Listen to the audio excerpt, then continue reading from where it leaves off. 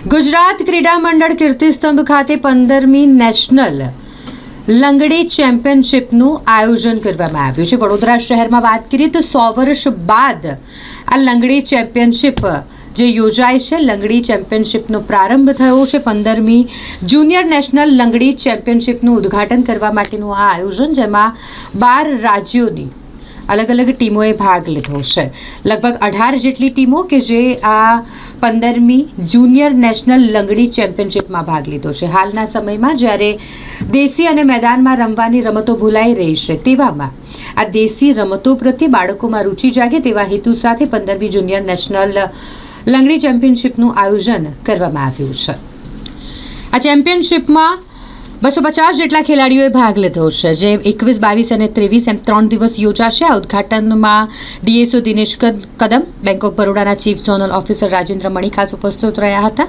15મી junior national લંગડી ચેમ્પિયનશિપનું આયોજન જે યોગેશ મૂળ, જે લંગડી એસોસિએશન ગુજરાતના સેક્રેટરી છે, તેઓ દ્વારા કરવામાં આવ્યું છે। આયોજકો દ્વારા સરકાર પાસે પણ લંગડી જેવી રમતોને પ્રોત્સાહન મળે તે માટે લંગડીને ખેલ મહાકુંભ અને સાંસદ સ્પર્ધામાં સમાવેશ કરવામાં આવે તેવી માંગ કરવામાં આવી। આજે વડોદરાના જીકેએમ ગ્રાઉન્ડ પર ગુજરાત સ્ટેટ લંગડી એસોસિએશન દ્વારા 15th જુનિયર નેશનલ લંગડી ચેમ્પિયનશિપનું આયોજન કરવામાં આવ્યું છે।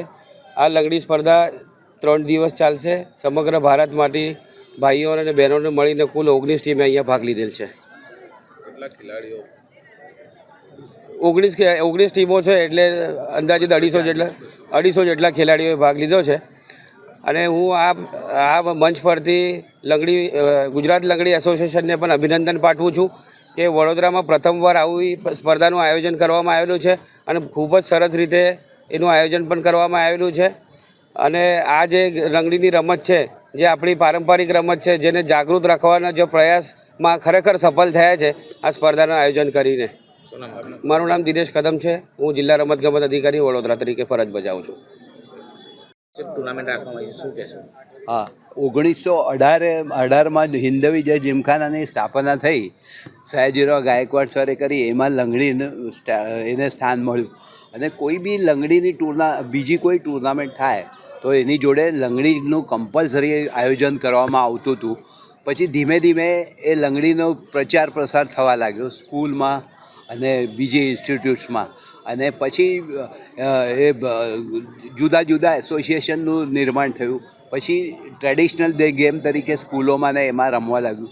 પણ 2009માં લંગડી ફેડરેશન ઓફ ઇન્ડિયાએ જે નવા રૂલ્સ બનાવ્યા અને લંગડી ચાલુ થયું, એમાં પહેલાં કોઈ બી લેગથી લંગડી રમાતી હતી, હવે કમ્પલસરી બંને ઇનિંગમાં રાઈટ લેગ અને લેફ્ટ લેગ બંને બે ઇનિંગમાં યુઝ કરીને નવી એ રમાતી હતી, હવે નવી એ પ્રમાણે રમે છે।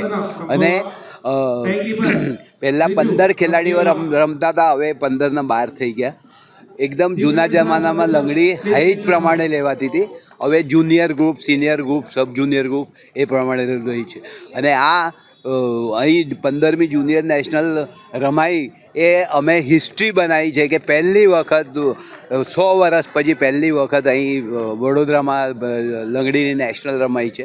પણ અમને થોડો સરકાર તરફથી સપોર્ટ મળતો નથી, કારણ કે લંગડીને હજુ બધા જ ટીમોમાં, બધા જ સ્પર્ધામાં સમાવેશ કરવામાં આવે, એટલે અમે સરકારને પણ રિક્વેસ્ટ કરવાના છે કે લંગડીને બધી સ્પર્ધા, ખેલ મહાકુંભ, પછી સંસદ ખેલ સ્પર્ધા બધામાં એમને એ મળે, એમને એન્ટ્રી મળે, એટલે લંગડીનો પ્રચાર પ્રસાર વધારે થશે।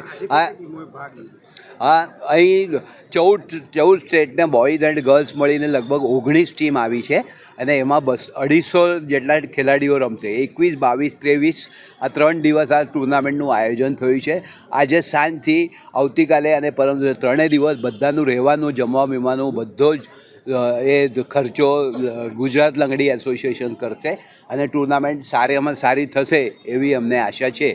અને લાસ્ટ ટાઈમ જે અમારી ટીમ આ જુનિયર ગ્રુપમાં ચેમ્પિયન થઈ હતી, આ વખતે પણ ફરીથી અમે ચેમ્પિયન થવાનું પ્રયત્ન કરીશું કે જેનું ગુજરાતનું નામ ઓર રોશન થશે। યોગેશ મૂલે।